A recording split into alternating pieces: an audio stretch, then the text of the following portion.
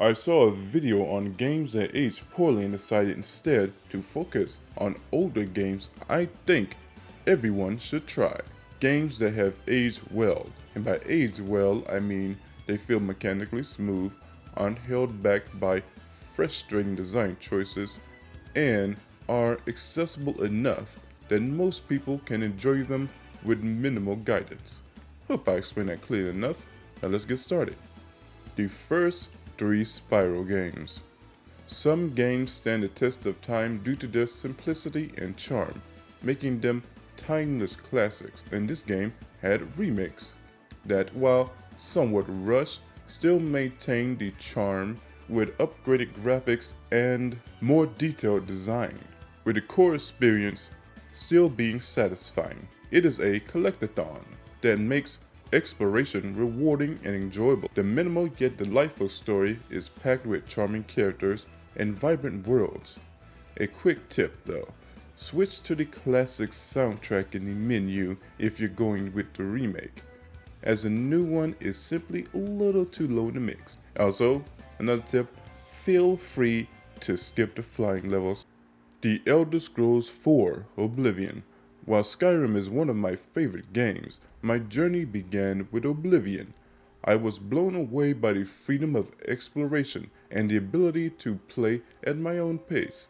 It has a smaller but still fantastic soundtrack, featuring some of the best quests in the series. So if you're looking for a Skyrim-like experience that's less intimidating than Morrowind, Oblivion strikes that perfect balance between depth and accessibility. And with rumors of a remake heating up, definitely keep this title on your mind in the future. Kingdom Hearts 2. While the first Kingdom Hearts is still enjoyable with plenty of charm, Kingdom Hearts 2 takes things to another level. The gameplay is incredibly fun, featuring fluid action, combat, and unique mechanics like the drive forms. They add diversity and flair. Even the gummy ship segments have been improved dramatically, and they are indeed enjoyable. The story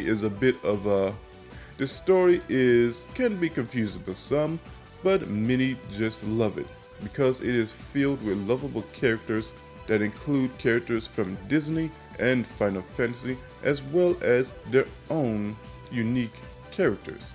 So please, if you've never played Kingdom Hearts, give Kingdom Hearts 2 a shot. Be warned, the first 2 hours are a bit slow, but even then, I grew to somewhat enjoy them. So please, give it a shot. The Sly Cooper series. If there's one thing you can expect in these classic platformers, it is charm, and Sly Cooper is no exception. With a theme of being a thief, you are traveling the world with a nerdy turtle and a big strong hippo, being chased by a sexy fox lady. All the characters are likable and grow in their own ways through the series. The first game is basically Spyro and Crash, but more agile, with a stealth element, which despite frustrating moments and bosses is still a classic.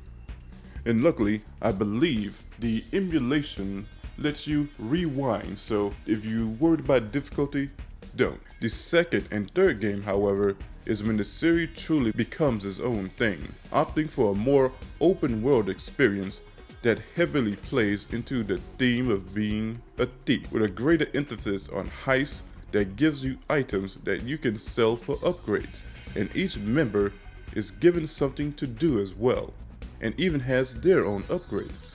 Another fun thing about the Sly series are the villains, each given an episode explaining their sometimes tragic but still comedic backstory.